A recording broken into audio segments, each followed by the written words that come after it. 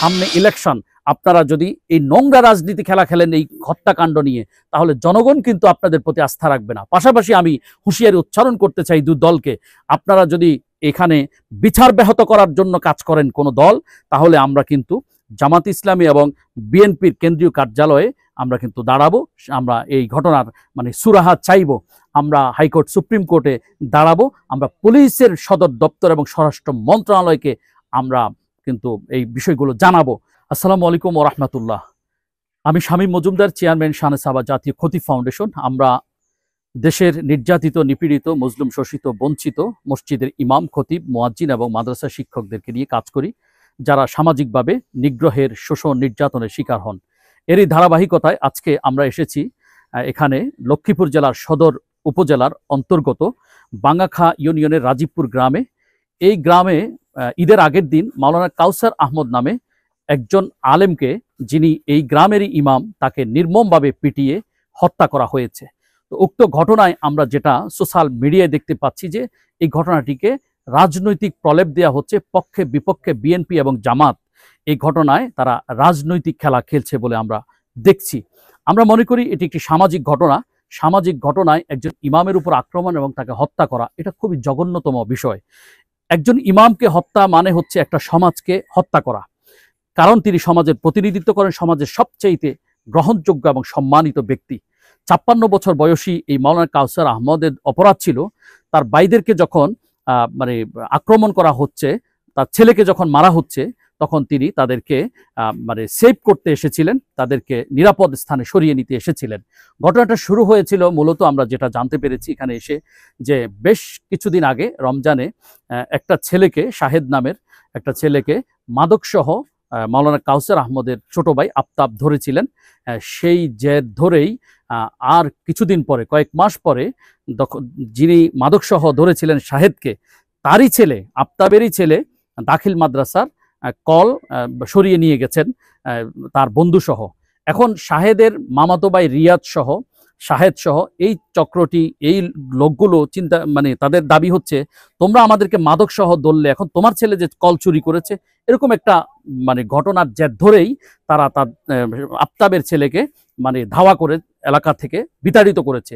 দীর্ঘদিন পর কোরবানি ঈদ পালন করার জন্য ওই ছেলেটি, আফতাবের ছেলেটি যখন এলাকায় আসে, তখন রিয়াজ সহ কয়েকজন ছেলেটিকে মারধর করে। যখন আটকিয়ে রেখেছে মারধর করে, তখন আফতাবের ভাই অর্থাৎ মাওলানা কাউসার আহমদের ভাই মঞ্জু গিয়ে, এখানে বলে রাখি মাওলানা কাউসার আহমদ, আফতাব এবং মঞ্জু, তারা 3 ভাই। ওই মাওলানা কাউসার আহমদের ভাই আফতাবের ছেলেটাকে যখন এখানে আটকে রাখা হয়েছে, তখন তার আফতাবের ভাই মঞ্জু ভাতিজাকে ছাড়িয়ে এনেছেন, সাথে তিনি কিছু প্রহার করেছেন, ছেলেকে শাসন করেছেন। কিন্তু শাসনে তারা কিন্তু হতে পারেনি, তারা সন্তুষ্ট হতে পারেনি। তারা রিয়াজ এবং শাহেদ সহ এই চক্রটি 50-60 জনের একটি বহর নিয়ে ওই দিনে সকাল 11:30টায় আফতাব মসজিদের প্রস্রাবখানায় তিনি পেশাব করছিলেন, সেখানে তাকে রড দিয়ে নির্মমভাবে, সংঘবদ্ধভাবে পেটাচ্ছিল। পেটাতে পেটাতে আফতাব যখন সংজ্ঞাহীন হয়ে পড়েছেন, এরপরে তখন তাকে বাঁচানোর জন্য তার ভাতিজা সামির, অর্থাৎ মাওলানা কাউসার আহমদের ছেলে সামির এসেছেন, সামিরকেও মারা হয়েছে।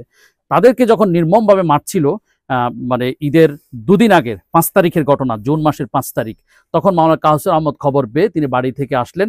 তিনি হয়তো ভাবছিলেন যে আমি তো এলাকার ইমাম, আমি গেলে ছেলেগুলো দূরে সরে যাবে, আমার ভাই এবং আমার সন্তানকে তারা মারবে না। কিন্তু না, এই নৃশংস খুনিগুলো, এই নরপিছাস খুনিগুলো এই মাওলানা কাউসার আহমদ সাহেবকে, তিনি যেই মন নিয়ে এসেছিলেন সেই মনের মর্যাদা দিতে পারেনি। তারা নির্মমভাবে মাওলানা কাউসার আহমদকে রড দিয়ে উপর্যুপরি সংঘবদ্ধভাবে পিটিয়ে সেখানে তাকে একেবারে অবস্থা এমন করেছে যে তিনি লুটিয়ে পড়ে গেছেন। লুটিয়ে পড়ে তিনি সংজ্ঞাহীন হয়ে পড়লে তাকে হসপিটালে নেওয়া হয়েছে। হসপিটালে নিলে মাওলানা কাউসার আহমদ সেখানে ইন্তেকাল করেছেন, মারা গেছেন। এই ঘটনায় আমরা লক্ষ্য করছি পরবর্তীতে জামাত ইসলামী বিএনপির দোষ দিচ্ছে যে মাওলানা কাউসার আহমদ আমাদের লোক, বিএনপি আমাদের লোককে মেরে ফেলেছে। আবার বিএনপি বলছে যে আমরা মারিনি, আমাদের লোক মারেনি, তোমরা বরং আমাদেরকে মেরেছো। একটা নোংরা রাজনৈতিক খেলা খেলছে তারা। তো আমি 2 দলের যারা এখানে লক্ষ্মীপুরের নীতি নির্ধারক আছেন, আমি আপনাদেরকে অনুরোধ করব, বিশেষ করে সেক্রেটারি, বিএনপির জেলা সেক্রেটারি সাহেব, আপনাকে ধন্যবাদ জানাচ্ছি, সাবু সম্ভবত আপনার নাম, তিনি শাহাবুদ্দিন সাবু তিনি জানাজায় এসেছেন, ভিকটিম পরিবারকে তিনি সমবেদনা দিয়ে গেছেন, বিএনপির পক্ষ থেকে তিনি প্রতিনিধিত্ব করেছেন জেনে আমার ভালো লাগছে। তো আপনাকে সহ সাবু সাহেব এবং শহীদউদ্দিন চৌধুরী এনি ভাই, আপনাকে বলছি, আপনি জাতীয় নেতা, আপনার এলাকা, আপনার কাছে আমাদের দাবি শাহনেস আবার জাতীয় ক্ষতি ফাউন্ডেশনের পক্ষ থেকে যে আপনি এই হত্যাকাণ্ডের একটি নিরপেক্ষ তদন্ত দিয়ে বিচারে সহযোগিতা করবেন। আমরা এই ঘটনা রাজনৈতিক খেলা দেখতে চাই না। আমরা চাই এই ঘটনায় একজন ইমাম সাহেবের মৃত্যু মানে একটা সমাজের মৃত্যু হয়েছে, একটা জাতির মৃত্যু হয়েছে। এই ঘটনায় ইমাম সাহেবের পরিবার যেন সুষ্ঠু বিচার পায়, খুনিদের যেন মানে এদেশের বিচার আদালতের সর্বোচ্চ শাস্তি হয় আদালতের মাধ্যমে। আমরা সেটাই চাই। সামনে ইলেকশন, আপনারা যদি এই নোংরা রাজনীতি খেলা খেলেন এই হত্যাকাণ্ড নিয়ে, তাহলে জনগণ কিন্তু আপনাদের প্রতি আস্থা রাখবে না। পাশাপাশি আমি হুঁশিয়ারি উচ্চারণ করতে চাই দুই দলকে, আপনারা যদি এখানে বিচার ব্যাহত করার জন্য কাজ করেন কোনো দল, তাহলে আমরা কিন্তু জামাত ইসলামী এবং বিএনপির কেন্দ্রীয় কার্যালয়ে আমরা কিন্তু দাঁড়াবো। আমরা এই ঘটনার মানে সুরাহা চাইব। আমরা হাইকোর্ট সুপ্রিম কোর্টে দাঁড়াবো। আমরা পুলিশের সদর দপ্তর এবং স্বরাষ্ট্র মন্ত্রণালয়কে আমরা কিন্তু এই বিষয়গুলো জানাবো। তখন কিন্তু অবশ্যই এটার বিচার হবে।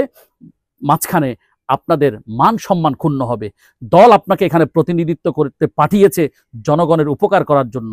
হত্যাকাণ্ডের পক্ষে দাঁড়িয়ে হত্যাকাণ্ডকে যদি আপনারা নস্যাৎ করে দেন, এই বিচার এই খুনিদের বিচারকে যদি আপনি নস্যাৎ করে দেন, তাহলে দল অবশ্যই আপনাকে ছাড় দিবে না বলে আমরা বিশ্বাস করি।